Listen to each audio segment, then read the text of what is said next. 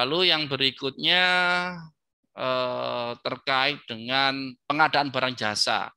Peraturan pengadaan barang jasa untuk pemerintah desa ini berubah sebanyak 3 kali ya Bapak Ibu ya. Kalau kita lihat sebentar. Ini ya, dulunya peraturan kepala lembaga LKPP ya, nomor 13 tahun 2013 diperbarui lagi dengan nomor 22 tahun 2015. Lalu ada peraturan yang terbaru adalah LKPP nomor 12 tahun 2019 ya. Oke, itu lalu terkait dengan kan SAP ya, buku SAP 2021 ya, standar akuntansi pemerintah. Loh, apakah pemerintah desa itu menyusun laporan menyusun daftar asetnya berdasarkan SAP? Sebenarnya tidak ya. Tidak ya, karena aset di pemerintah desa itu hanya memperlakukan aset desa dengan mendaftar saja, mendata saja, baik secara kuantitas maupun secara nilai gitu saja. Tidak ada penyusutan atau akumulasi penyusutan, karena suatu aset itu kan bisa mengalami penurunan nilai kan ya. Nah, tidak dilakukan di situ, hanya mendaftar asetnya saja gitu ya. Ini namun terkait dengan pengukurannya juga di dalam SE ini menyebut untuk pengukuran mengacu pada SAP ya. Pengukuran awal ya terkait dengan nilai perolahan aset ya, itu hanya pengukuran saja yang merefer ya. Ya itu terkait dengan perolahan aset tetap ya, sebesar dengan biaya-biaya yang berhubungan diatribusikan langsung untuk memperoleh aset itu sampai siap digunakan kan gitu ya. Itu ya, apabila tidak ada biaya perolehan kita bisa menggunakan nilai wajar gitu ya. Itu saja sebenarnya, merefer ke SAP-nya ya untuk aturannya. Itu nanti kami akan sampaikan semua peraturan ini lengkap dengan PPT ya. Kami serahkan ke panitia dan panitia akan menyerahkan ke Bapak Ibu sekalian gitu ya. Itu ya, regulasinya itu Bapak Ibu. Lanjut saya ke materi ya. Ya, ada 2 bagian. Yang pertama adalah saya jelaskan inventarisasi aset ya, pelaksanaan inventaris aset desa gitu ya. Jadi inventarisasi itu tujuannya ya sama sebenarnya ini dengan peraturan juga kami sampaikan di pemerintah daerah juga sudah keluar aturan terbaru ya terkait dengan barang milik daerah ya. Itu aturannya ini hanya informasi saja ya. Terkait dengan ini apa namanya? Bentar. Ya, tata cara pelaksanaan pembukuan inventaris pelaporan barang milik daerah ya, ada aturannya termasuk dengan barang milik daerah ya, di mana persediaan itu dicatat secara perpetual kalau di barang milik daerah. Nah, kalau di desa ya enggak lah, enggak. Jadi tidak diatur ya kalau di desa, yang penting punya daftar aset baik itu persediaan ya maupun aset tetapnya gitu ya. Yang penting memiliki itu. Saya masuk ke sini, kembali ke sini.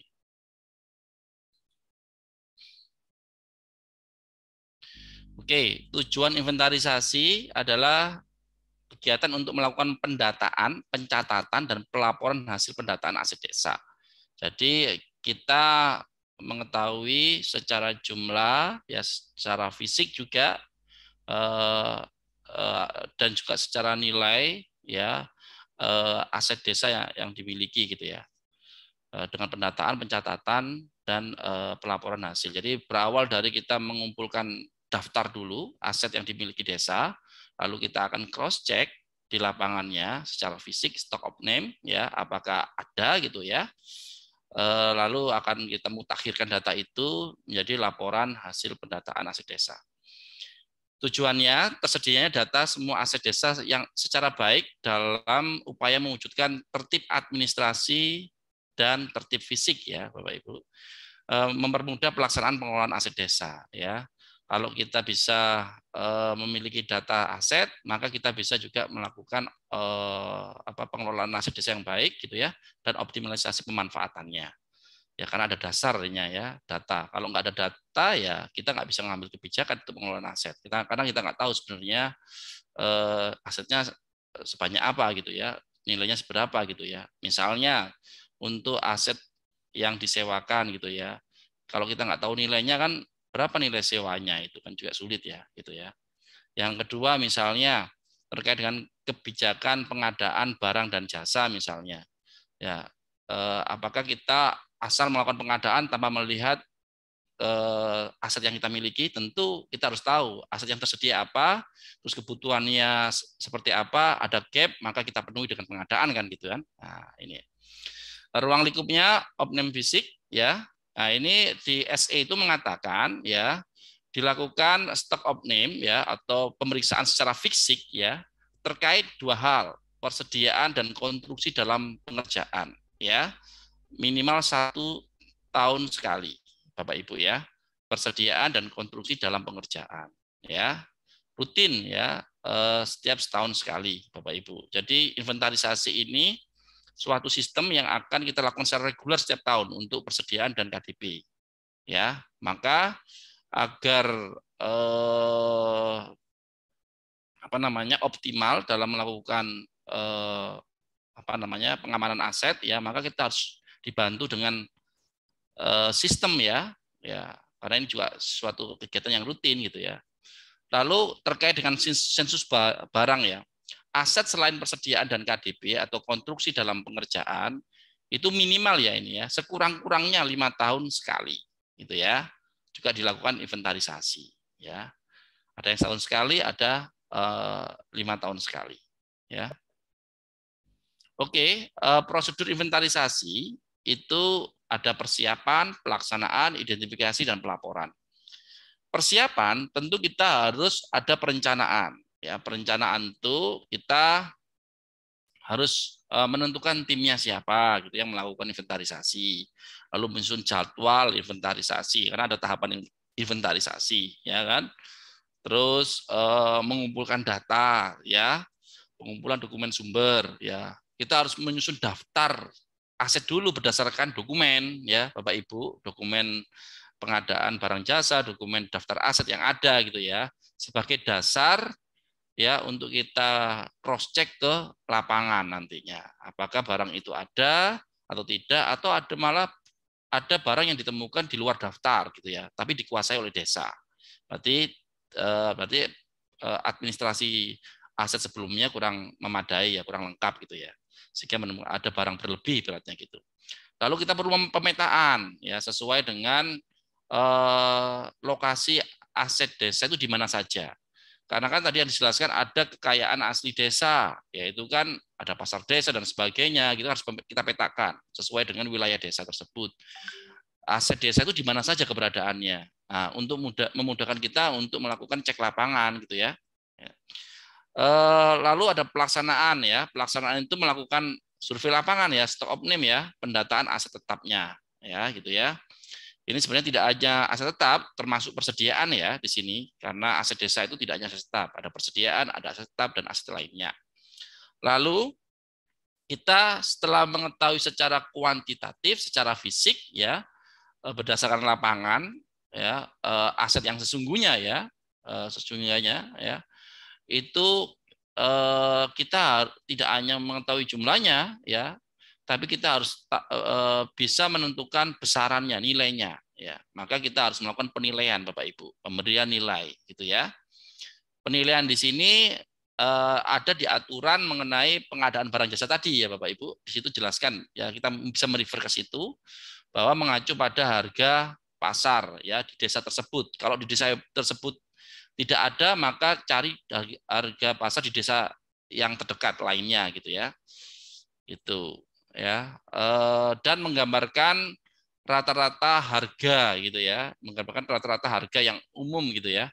Jadi paling gampang ya kita rata-rata aja harga pasarnya berapa, karena harga pasar itu menggambarkan tidak satu harga ya, tapi dibentuk oleh transaksi ya, antara beberapa penjual dan beberapa pembeli. Ada beberapa penjual dan beberapa pembeli ya, sehingga terbentuk harga pasar. Jadi kita lihat rata-rata secara umum harganya berapa gitu ya. Yang bukan harga penawaran ya, harga jual yang laku ya. Kalau dijual exit price bahasa Inggrisnya ya, harga jual gitu ya, harga yang sudah dieksekusi ya, sudah terjadi gitu ya. Nah, itu di rata-rata ya, kita bisa 3 harga ya, kita rata-rata gitu ya, dengan tentu dengan barang yang sama ya. Lalu ada pengelompokan. Nah, ini kita klasifikasikan sesuai dengan jenis aset ya. Ya, tadi ada persediaan aset tetap dan aset lainnya gitu ya, lalu dipecah lagi. Ya, ini masalah klasifikasi. Lalu meneliti kelengkapan. Nah, jadi di inventarisasi ini sebenarnya ada 3 hal. Yang pertama adalah memastikan secara fisik, yang kedua adalah memastikan secara nilai, ya nilai juga. Yang ketiga itu adalah memastikan secara hukum ya aspek penguasaannya, kepemilikannya. Nah, ini kita meneliti kelengkapan dokumen pengadaannya, kita meneliti kelengkapan sertifikatnya dan sebagainya ya. Itu ya, itu untuk memenuhi administrasi ya di dalam inventarisasi aset desa maupun pengelolaan aset desa ya gitu ya. Lalu ada pelaporan ya. Dari 3 aktivitas ini akan menghasilkan laporan ya. Laporan apa? Laporan hasil inventarisasi ya. Barang hasil inventarisasi. Ya, insinya nanti kita sama seperti sebenarnya prosedur inventarisasi yang di pemerintah desa dengan pemerintah daerah dan pemerintah pusat itu sama sebenarnya. Ya, kita membandingkan secara kuantitas antara daftar aset yang ada dengan aset yang ditemukan di lapangan gitu ya. Bisa barang berlebih, bisa kurang, bisa sama kan gitu ya. Nah, ini kita bandingkan nanti selisihnya seperti apa.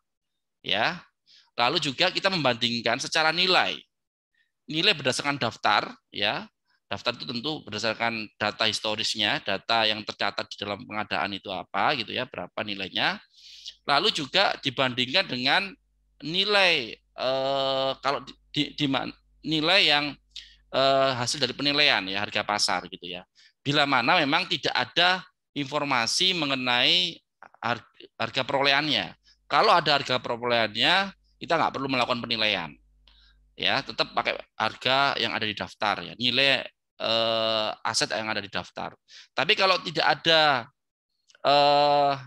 nilainya, ya tidak ketahui nilainya, kita hanya tahu ada barang tapi kita nggak tahu dulu belinya berapa gitu ya. Ya biaya perolehannya berapa, maka itu harus kita cari nilainya berdasarkan harga pasar ya. Nah, ini ya ada perbandingan itu ya nanti ya barang hasil inventaris, lalu ada surat pertanggungjawaban mutlak ya. Lalu ada rekapitulasi pelaporan gitu ya. Nah, tentu yang membedakan dengan pemerintah daerah ya tadi saya sampaikan, pemerintah desa itu tidak ada penyusutan ya di situ ya, hanya daftar saja. Sedangkan pemerintah daerah, pemerintah pusat itu menyajikan aset tetapnya, persediaannya sesuai dengan standar akuntansi pemerintah ya. Standar akuntansi pemerintah ya, lebih rigid aturannya. Ya, di situ di aset tetap ada nilai buku ya, nilai buku itu dihitung dari biaya perolehan awal pada saat memperoleh aset itu, membeli aset itu, ya atau memperoleh ya, kalau misalnya sifatnya swakelola gitu ya, diakumulasi jadi nilai perolehan ketika saat digunakan ya. Lalu itu dikurangi dengan akumulasi penyusutan karena suatu aset itu juga akan mengalami penurunan nilai karena dipakai ya, menjadi nilai buku ya kalau di pemerintah daerah. Tapi kalau di desa tidak, hanya mendaftar saja nilainya berapa gitu ya. Menyusun rencana kerja inventarisasi ya, lalu ini ada menyusun rencana kerja inventarisasi ini termasuk menyiapkan kertas kerja inventarisasi ya nanti di sini ya, di pemetaan inventarisasi ya. Ini rencana berarti jadwalnya ya, jadwal pelaksanaannya tentu ya di sini ya, sesuai dengan tahapan inventarisasi ya, menyiapkan timnya, terus menyiapkan data sumbernya gitu ya, dokumen sumber ya, ini mengumpulkan dokumen sumber, ya lalu sampai pemetaan inventarisasi melakukannya ya. Ini dibuat time schedule-nya ya, jadwal pelaksanaannya. Dokumen sumber yang dibutuhkan ya untuk membuat daftar itu berasal dari buku inventaris, lalu ada kartu identitas barang, daftar inventaris ruangan, daftar barang lainnya, laporan barang semesteran atau tahunan, dokumen kepemilikan, sertifikat tanah, BPKB, dokumen pengelolaan dan penatausahaan aset desa, dokumen lainnya yang diperlukan. Nah, dari dokumen-dokumen ini kita akan kompilasi gitu ya, menjadi sebuah daftar yang lengkap ya, yang utuh sesuai dengan profil masing-masing asetnya gitu ya. Nah, lalu setelah kita punya daftar, maka kita bisa menjadikan itu acuan untuk pengecekan di lapangan gitu ya. Yang pertama dalam melakukan perlu menyiapkan dana lokasi ya. Ya, kita buat misalnya di kantor pemerintah desa itu ada 5 ruangan, kita namai ruangan itu ya sesuai dengan nomor ruangannya ya, pasti ada namanya, ruang kepala desa gitu ya. Nah, di situ lalu ada daftarnya, barang apa saja kita cek di ruangan itu kan. Nah, dengan Dena itu akan membantu kita melakukan pemetaan ya.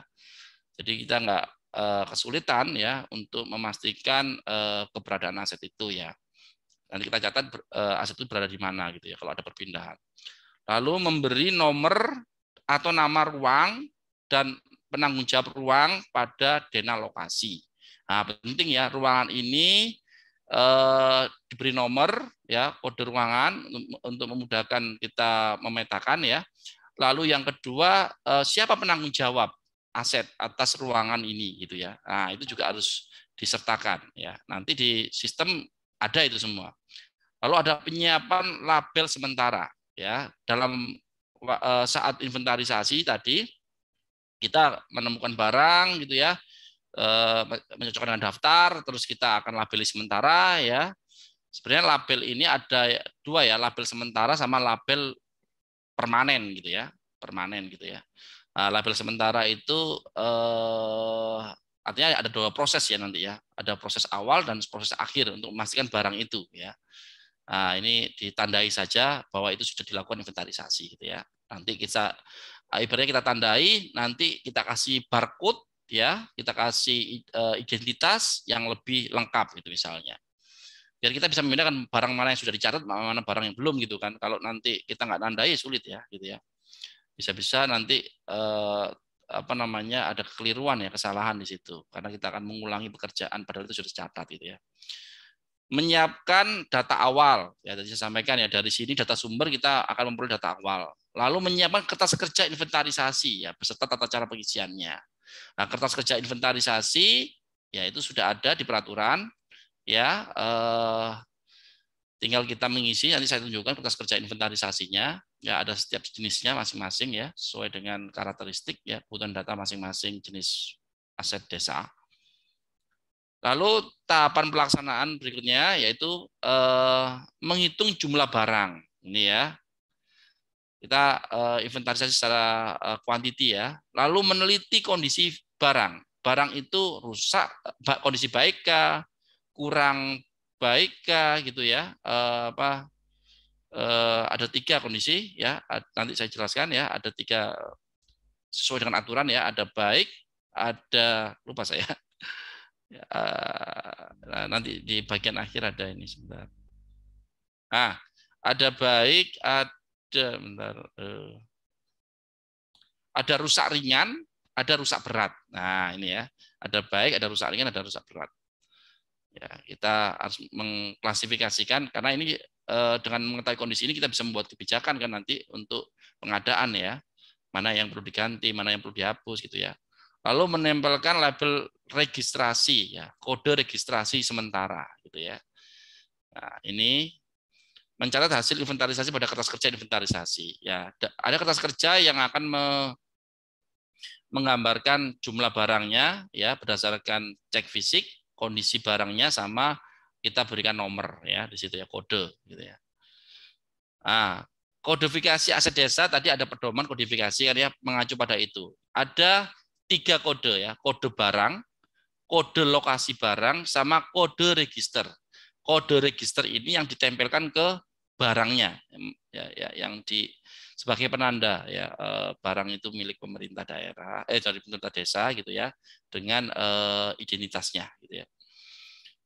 Nah, kode barang ini terdiri dari 10 angka digit ya. Ini 5 level dengan susunan sebagai berikut ya. Yang pertama adalah kode golongan, ada kode bidang, lalu ada kode kelompok, lalu ada kode subkelompok. Nah, detailnya itu ada di lampiran 1, 2, 3, 4. Ya, kita coba lihat ya. Sebentar. Kita lihat seperti apa gitu ya. Nah, kita lari ke ini saja lampirannya. Ya, tabel 1 isinya adalah kode golongan, ada persediaan, tanah, peralatan, mesin, gedung dan seterusnya sampai 8 ini ya. Berikutnya tabel 2 ada golongan, ada bidang. Bidang itu sebagai subnya ya. Ini induknya ya. Jadi 100 persediaan ya, ini masih golongan induknya. Detailnya dari persediaan itu ada barang pakai habis 101, barang tak habis pakai 102. Oke, seterusnya. Lalu ada tabel 3, isinya adalah golongan, bidang, kelompok ya, lebih detail lagi ya di sini. Persediaan barang habis pakai, terdiri dari bahan, suku cadang, alat, sudah tersedia semua di sini ya kodenya. Sampai kelompok. Lalu ada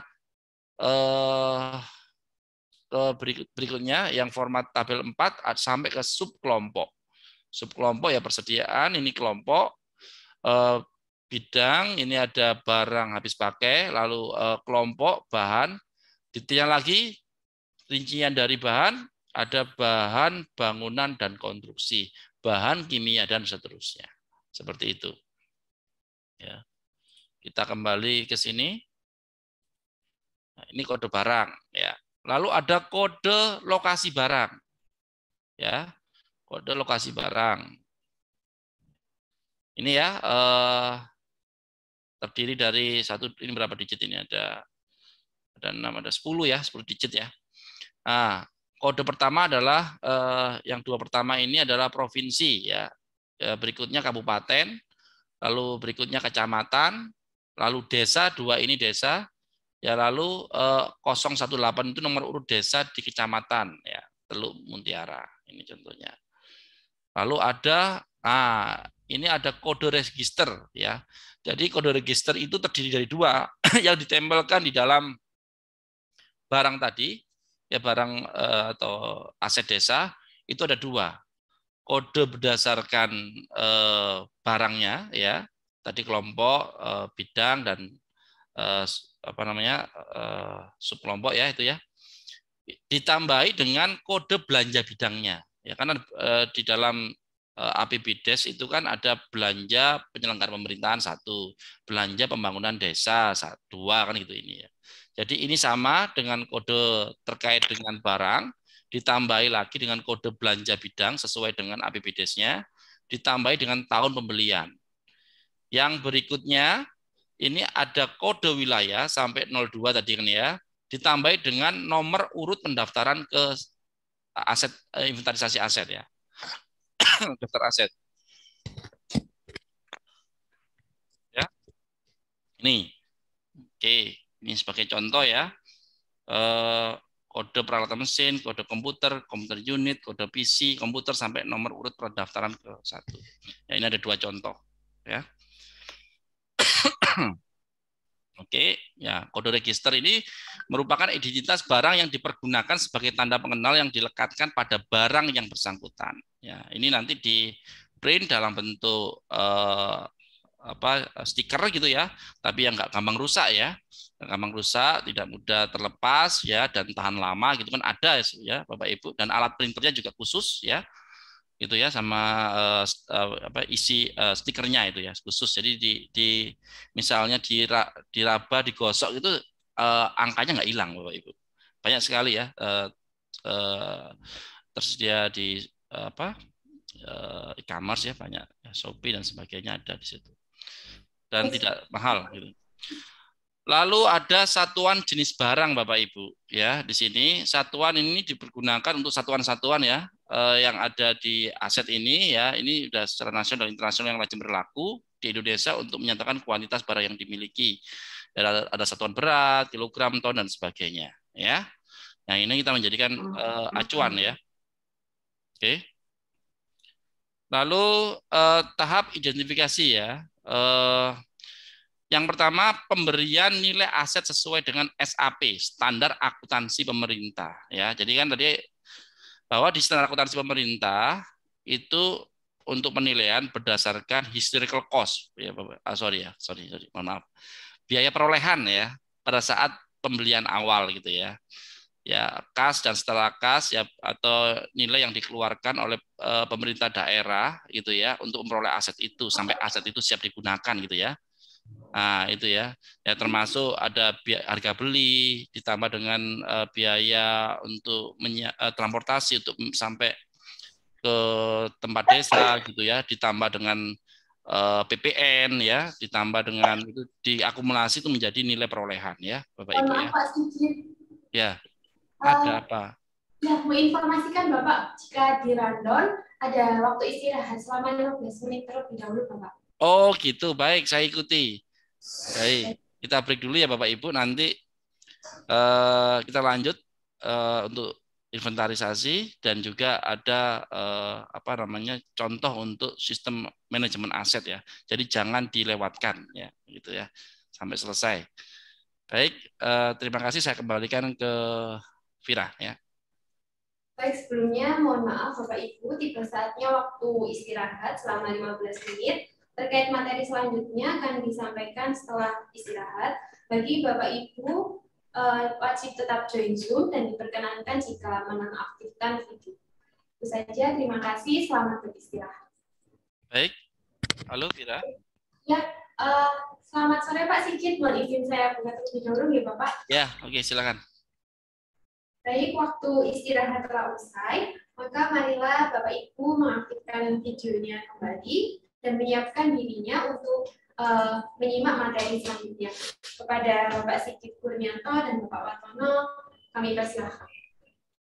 Oke, baik, saya lanjut ya. Mohon izin Pak Watono. Ini luar biasa ini, pesertanya konsisten, bukan konsisten, malah meningkat ini. Tadi pagi itu jam berapa ya?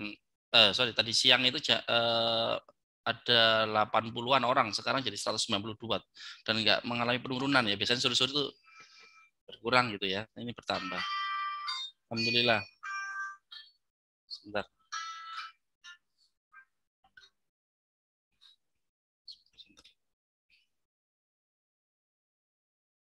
Oke. Mohon izin saya lanjut. Baik Bapak Ibu. Tadi tahapan identifikasi mulai dari pemberian nilai aset sesuai dengan SAP ya, sesuai dengan biaya perolehannya gitu ya. Lalu selanjutnya pengelompokan barang dan memberikan kode barang ya, seperti yang saya sampaikan sebelumnya. Memisahkan barang-barang berdasarkan kategori kondisi. Ini penting kita mengerti kondisinya, ada barang baik, rusak ringan, rusak berat gitu ya. Lalu meneliti kelengkapan atau eksistensi barang gitu ya. Ini ada barang yang tidak ditemukan gitu ya. Di daftar ada tapi di lokasi ya di saat kita melakukan stock of name ternyata nggak ada barangnya. Tapi juga ada barang yang berlebih di mana kita menemukan barang yang tidak ada di daftar gitu ya. Nah, kita akan masukkan ke kertas kerja kita gitu ya di inventarisasi. Lalu meneliti berkas perkara pengadilan kalau ada, misalnya ada barang yang dalam sengketa gitu ya, itu kita perlu teliti dan masukkan di keterangan ya gitu. Jadi ada status berdasarkan kondisi, lalu ada status berdasarkan eksistensi barang, lalu ada status berdasarkan aspek legalnya gitu ya. Nah, itu yang harus kita masukkan di dalam inventarisasi. Nah, ini prosedurnya tadi ya. Mohon dibantu di mute ya. Ya, ini mengingatkan tadi ya, persiapan ya dengan kita melakukan perencanaan dulu, membuat schedule, pelaksanaan inventarisasi, lalu pengumpulan dokumen sumber untuk membuat daftar, lalu pemetaan gitu ya, lalu penetapan aset tetap. Kita harus mengklasifikasikan mana yang persediaan, mana yang masuk kategori aset tetap ya. Lalu kita mengklasifikasikan sesuai dengan jenis asetnya gitu ya. Lalu kita melakukan pemberian nilai ya kalau dokumennya lengkap dan ada catatan akuntansinya ya. Waktu perolehan itu berapa nilainya ya kita akan masukkan. Tapi kalau misalnya tidak diketahui nilai perolehannya, maka kita harus melakukan pengukuran dengan nilai wajar ya. Nilai wajar itu nilai pasar ya. Barang sejenis atau barang tersebut di pasar nilainya berapa sesuai dengan kondisinya ya tentu. Kan bisa aja barang itu teridentifikasi bukan kondisi baru tapi kondisi bekas ya. Pasti barang kondisi bekas itu tidak sama dengan barang pada saat awal perolehan kan ya nilainya. Nah, itu kita melihat kalau barang dengan kondisi seperti itu nilainya berapa gitu kira-kira. Pengelompokan, meneliti kelengkapan gitu ya. Lalu pelaporan ya. Oke. Tahap pelaporan ya. Yang pertama menyusun berita acara hasil inventarisasi berdasarkan data kertas kerja. Tadi kita sudah mengidentifikasi ya baik keberadaan secara fisik ya. Terus kita melakukan kodifikasi kan ya di situ, klasifikasi gitu ya sesuai dengan jenisnya. Lalu kita juga melakukan penilaian bila belum diketahui nilai perolehannya. Lalu kita juga melihat kondisinya, kondisi barang itu baik, rusak ringan atau rusak berat, atau barang berlebih, ada barang yang tidak ditemukan gitu ya, dan ada barang yang dalam sengketa. Lalu buat surat pernyataan tanggung jawab kebenaran hasil inventarisasi oleh tim inventarisasinya, lalu menyusun rekapitulasi hasil inventarisasi, ya rekapitulasi dari data yang lama diupdate dengan yang baru, hasil inventarisasi menjadi rekap secara keseluruhan. Lalu meminta pengesahan laporan hasil inventarisasi aset desa, kepala desa, lalu menyampaikan laporan hasil inventarisasi beserta kelengkapannya kepada bupati, wali kota, ya, lalu menyampaikan laporan aset desa berupa persediaan dan konstruksi dalam pengerjaan. Ini tahapan laporan, ya. Ya, lanjut. Ini adalah formatnya ya, format laporan ya, laporan hasil inventarisasi aset desa. Ya, isinya adalah ada jenis tanah, ada yang pertama nomor, tanggal ya, lalu ada jenis nomor ini, daftar ini, lalu jenis tanah. Kalau ini berupa tanah ya, untuk inventarisasi berupa tanah. Kode barang, lalu nomor urut pendaftaran ya, luas, tahun perolehan, lalu alas hak bukti kepemilikan ya. Ini ya, sertifikat dan sebagainya gitu ya. Nilai perolehannya berapa? Ya, ingat nilai perolehan itu biaya-biaya yang dikeluarkan pada saat perolehan awal gitu ya, sampai aset itu siap digunakan gitu ya. Itu diakumulasi menjadi nilai perolehan. Lalu ada keterangan di sini diisi lokasi tanah, batas-batasan dan keterangan lainnya terkait dengan tanah tersebut ya. Lalu ada tim inventarisasi, tanda tangan di sini nama, tanda tangan gitu ya. Oke, di sini juga ada jumlah ya. Oke, itu tanah. Berikutnya kendaraan bermotor ya. Nomor, tanggal, nomor, di sini nomor urut, nama barang, kode barang, nomor urut pendaftaran, merek, tipe ya. Lalu tahun perolehan, nomor identitas ya. Nomor nilai perolehan, kondisi barang ya, baik ya. Rusak ringan, rusak berat ya, keterangan gitu ya. Ini kalau untuk peralatan dan mesin ya, nomor, nama barang, kode barang, nomor urut pendaftaran, merek, tipe, lalu tahun perolehan, nilai perolehan, sama kondisi barang dan keterangan. Ya. Kalau bangunan ini juga sama ya, nomor, tanggal, nomor urut, jenis bangunan ini, lalu kode barang, nomor urut pendaftaran, luas, tahun perolehan, tipe bangunan, ya, nilai dan keterangan. Oke, jalan irigasi, ya seperti ini formnya. Lalu aset tetap lainnya seperti ini, ya. Oke, untuk dalam pelaksanaan ini barang yang tidak ditemukan dalam pelaksanaan inventarisasi ada laporan juga daftarnya, ya di daftar ada tapi di lapangan tidak ada. ya secara fisik ya. Dikumpulkan di sini. Lalu juga sudah ya itu ya. Oke. Itu formnya. Lalu ada tahap tindak lanjut ya di sini. Ketika sudah ada hasil inventarisasi ya, membukukan dan mendaftarkan data hasil inventarisasi pada buku inventarisasi desa berdasarkan berita acara hasil inventarisasi bahia beserta lampirannya. Dibukukan menjadi daftar aset desa. Lalu yang kedua, memperbarui kartu inventarisasi barang ya di sini, inventaris barang ya dan sebagainya sesuai dengan hasil inventarisasi yang telah ditetapkan oleh kepala desa. Ya, mengupdate, menempelkan label permanen pada masing-masing barang yang diinventarisasi sesuai dengan hasil inventarisasi. Tadi kan awal inventarisasi pada prosesnya kita melabeli secara sementara. Pada saat kita selesai menghasilkan laporan hasil inventarisasi dan itu sudah disahkan, ya, maka selanjutnya kita labeli secara permanen, gitu ya. Yang keempat, melakukan rekonsiliasi pemutarian data atas data hasil inventarisasi dengan data yang ada di kabupaten kota jika diperlukan. Nah, jadi kekayaan desa ini juga terlaporkan di laporan di pemerintah daerah kan ya. Jadi pemerintah daerah juga di catatannya harus diupdate ya. Lalu melakukan tindak lanjut sesuai dengan ketentuan yang berlaku atas barang yang rusak berat, hilang dan tidak ditemukan. Nah, ini keputusannya bagaimana? Kita menemukan barang yang kondisinya rusak berat, ya, tidak mempunyai nilai manfaat, ya, lalu tidak tidak dapat dioperasionalkan, ya, lalu umur manfaatnya habis, ya. Ini mau diapain? Apakah masih tetap tercatat di dalam aset desa atau perlu dihapuskan, ya?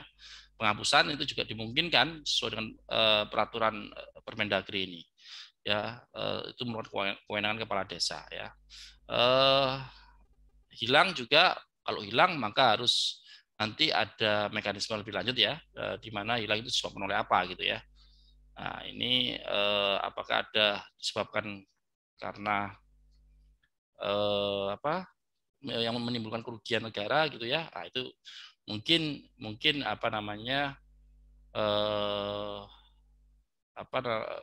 nanti ada prosedur untuk penghapusan ya untuk hal itu. Ya pasti ada ganti rugi kan ya, kalau misalnya karena kesalahan ya. Tapi kalau ini adalah semangatnya inventarisasi ya, mendata secara fisik, secara nilai, secara administrasi, secara hukum keberadaan aset itu ya. Oke. Lalu bagaimana kita menjalankan inventarisasi ini yang efektif dan efisien? Tentu di era digital ini kita bisa menggunakan sistem informasi ya kan ya. Kalau manual ya kita bisa salah perhitungan, kita bisa lama pekerjaannya dan keakuratannya juga diragukan dan sebagainya ya, banyak kelemahannya. Dengan aplikasi ini pasti akan memudahkan, efisien dan efektif ya, dan bisa menjadi pengamanan aset yang baik ya. Oke,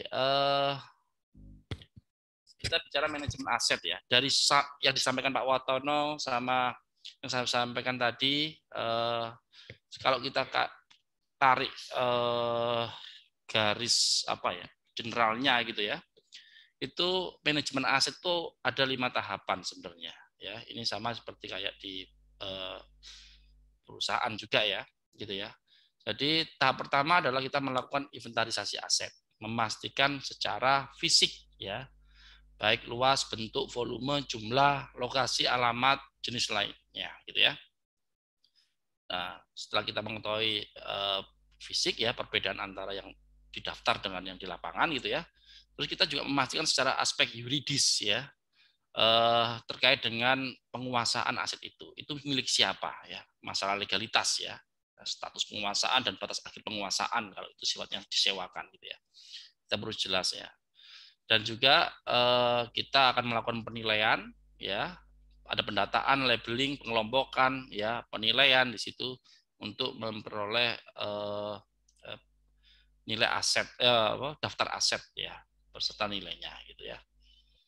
Oke, tahap pertama kita melakukan inventarisasi ya. Lalu tahap kedua kita melakukan legal audit. Tadi kan ada barang sengketa, itu dipastikan dulu itu ya. secara legal seperti apa penguasaannya, kepemilikannya, gitu ya. Nah, setelah kita memastikan secara legalitas, kita melakukan penilaian aset, ya nilainya berapa, gitu ya. Lalu setelah kita udah mengetahui daftar aset yang benar, ya sesuai dengan kondisinya, gitu ya, dan juga nilainya, dari situ kita bisa menggunakan data aset itu untuk optimalisasi ya pemanfaatan aset, gitu ya. Karena kita mengetahui sumber daya yang dimiliki desa, kita bisa berpikir kreatif untuk memanfaatkan aset itu, ya, untuk keperluan operasi pelayanan pemerintah desa maupun untuk peningkatan pendapatan desa, gitu ya. Lalu ada pengawasan dan pengendalian, gitu ya. Nah, ini penting ya, karena di dalam siklus tadi pengelolaan aset desa penting ya untuk melakukan pengamanan ya, pengamanan baik secara fisik, secara hukum dan juga secara administratif, gitu ya. Ya. Tahap kedua tadi legal audit ya, memastikan status penguasaan aset ya. Lalu di sini berhubungan dengan kepemilikan dan penguasaan serta pengalian aset, gitu ya, memastikan itu. Lalu penilaian aset tadi terkait dengan nilai kekayaan dari aset itu sendiri ya. Dan kita menetapkan nilainya berapa ya berdasarkan harga pasar ya. Kalau nggak ada ya kita bisa mencari informasi di desa yang terdekat ya. Kira-kira harganya berapa gitu ya. Kalau tidak ada di informasi harga pasar di desa tersebut. Lalu optimalisasi aset ya, memaksimal potensi fisik, jumlah, volume, lokasi, nilai legal serta ekonomis dari aset yang dimiliki. Ya, untuk rekomendasi dalam wujud strategi, sasaran serta program yang digunakan untuk memaksimalkan aset yang telah dikuasai. Data ini penting untuk merencanakan program dan kegiatan pemerintah ya dalam rencana kerja pemerintah desa. Ya, lalu ada pengawasan dan pengendalian di mana pengawasan ini perlu dibantu dengan sistem informasi ya untuk optimalnya gitu ya. Oke, selanjutnya saya akan contohkan. Ini adalah salah satu aplikasi terkait dengan sistem manajemen aset. Ini project independen saya. Jadi saya namai Sigits Asset Management System (SAMS) ya, gitu ya. Di sini tergambar dashboardnya Bapak Ibu ya. Jadi ini dashboardnya menggambarkan gambaran umum terkait dengan aset. Misalnya ini ada PIC. Kalau di pengelola aset desa di situ namanya penanggung jawab ya. Atau bisa dikenal petugas aset atau pengurus aset gitu ya. Bisa ya. Ya kita di sini tercatat ada 99 misalnya. Ini contoh saja Bapak Ibu ya. Nilai total aset ya. Kalau di pemerintah daerah itu ya aset bersih ya, nilai buku ya. Ini totalnya 16 sekian gitu ya. Nah, terinformasikan di sini ya, nilai bukunya total dari total aset gitu ya. Lalu jumlah itemnya berapa, kuantitasnya ini. Di sini ada tanggal filter, kita melakukan pengecekan posisi aset tanggal berapa. Misalnya 31 Desember 2019 kita bisa filter di sini. Oke, di sini ada informasi kondisi. Mungkin saya buka dengan ini aja deh, aplikasinya ya. Sebentar, saya bukakan dulu. Saya peragakan aja. Oke, ini ya. Terlihat, Vira? Terlihat, Bapak. Ya, coba saya refresh. Oke, ya, ini. Ya, ini kondisi tadi kita bisa setting sesuai dengan ketentuan gitu ya. Ini ada sedang, rusak, hilang, sama baik ya. Kalau di aturan tadi kan kondisinya ada baik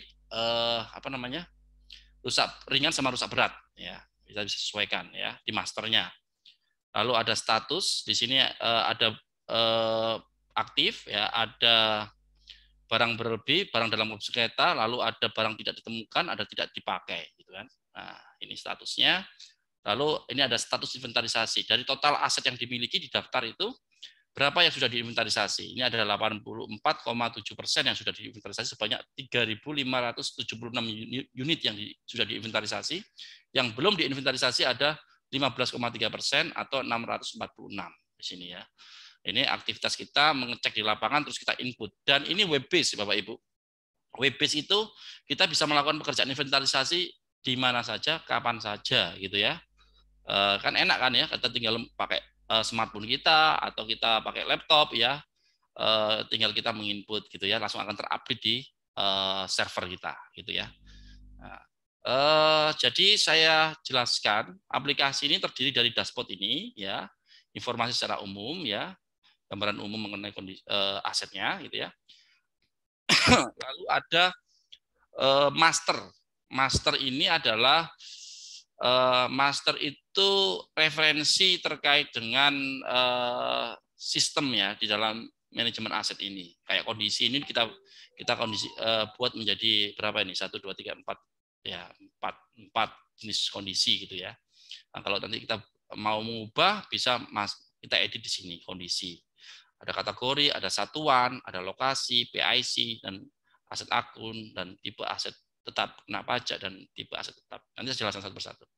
Lalu ada setelah kita buat master, ibarat settingannya ada di sini, kita siapkan rumahnya dulu ya.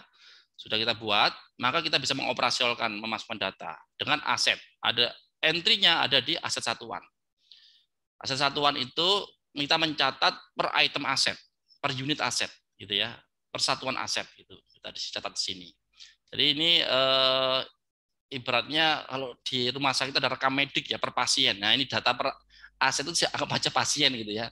Ini satu item aset itu punya history gitu ya, dari awal pemerolehan, baik itu perolehan secara proses pengerjaan gitu ya, konstruksi dalam proses atau dia beli langsung gitu ya, itu tercatat sampai nanti kapitalisasi, sampai kita melakukan penilaian ulang. Jadi ini konsepnya sebenarnya saya kombinasikan memang antara kebutuhan pemerintah dan juga kebutuhan perusahaan.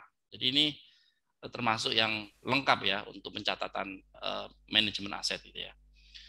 Lalu ada grup aset. Grup aset ini ketika ada beberapa item aset yang digabungkan menjadi satu. Misalnya gini, komputer, PC gitu kan, terdiri dari CPU sama monitor. Nah, CPU sama monitor punya umur masing-masing ya, umur manfaat masing-masing. Nah, kita akan catat CPU-nya, kita catat monitornya dengan penyusutan sesuai dengan umur manfaatnya masing-masing. Dan untuk mengetahui nilai totalnya, kita gabungkan itu, ya PC namanya. Grup aset namanya PC. Nanti kita tarik aset satuannya ke dalam grup aset. Jadi akan tercatat itu. Ya. Kalau ada konstruksi dalam proses, kalau konstruksi dalam proses itu kan di mana dia memiliki masa pengerjaan ya. Jadi mungkin dia bisa dikerjakan lebih dari 1 tahun anggaran gitu ya. Maka perlu kita catat historisnya. Kita nanti terakumulasi di situ ya. Kalau sudah selesai dan digunakan, kita bisa konversi itu menjadi aset satuan. Misalnya membangun jembatan ya. Terus butuh 2 tahun ya. Setiap ada aktivitas menyebabkan biaya, itu kita akan catat di situ ya. Di sini akan terakumulasi selama 2 tahun. Setelah 2 tahun selesai dikerjakan dan digunakan, maka kita bisa konversi itu menjadi aset satuan ya, jembatan misalnya di sini. Lalu laporan. Nah, laporan ini tadi seperti yang ini ya, tapi ini lebih ke arah pemerintah daerah ya, lebih lengkap ya. Karena ada akumulasi penyusutannya juga ya di situ ya. Kalau di pemerintah desa kan tidak ada penyusutan ya di situ ya. Nah, di sini laporan ada inventarisasi, laporan inventarisasi. Ini terkait dengan perbedaan kuantitas ya secara fisik. Lalu ada laporan penilaian, ini perbedaan secara nilai gitu ya. Lalu gabungan ya, ini komparasi antara kuantitas dan juga nilai gitu ya. Nah, lalu ada kuantitas dan nilai aset tetap. Dan kita tahu berapa secara kuantitas per jenis kelompok aset, lalu nilai aset tetap per jenis kelompok aset. Ada laporan aset tetap ini seperti kayak laporan keuangan ya, di catatan laporan keuangan itu ada penjelasan lebih detail. Kalau di desa mungkin di laporan kayak milik desa pengungkapannya bisa dimanfaatkan sih ini untuk itu ya, untuk merinci, cuman tidak ada tadi itu ya akumulasi penyusutannya, hanya daftar saja ya. Ya ini lebih canggih lah ya dengan kebutuhan desa gitu ya. Jadi kalau pengen tahu akumulasi penyusutannya juga bisa. Lalu ini ada informasi perusahaan, ini data profil perusahaannya. Lalu di sini ada user, kita bisa setting multi user ya. Jadi ada yang berperan sebagai supervisor, ya dia bisa mengubah master, ada yang berperan sebagai staff entry ya, yang mengentry data gitu ya. Dia tidak bisa menambahkan di sini. Karena ini kan sistem ya. Kalau misalnya staff aja bisa berantakan ya nantinya. Maka kita bagi yang bisa hak aksesnya ya, setiap orang berbeda. Kalau super admin ya kita kasih semuanya, kalau dia cuman user entry ya kita kasih hanya bisa mengentry saja.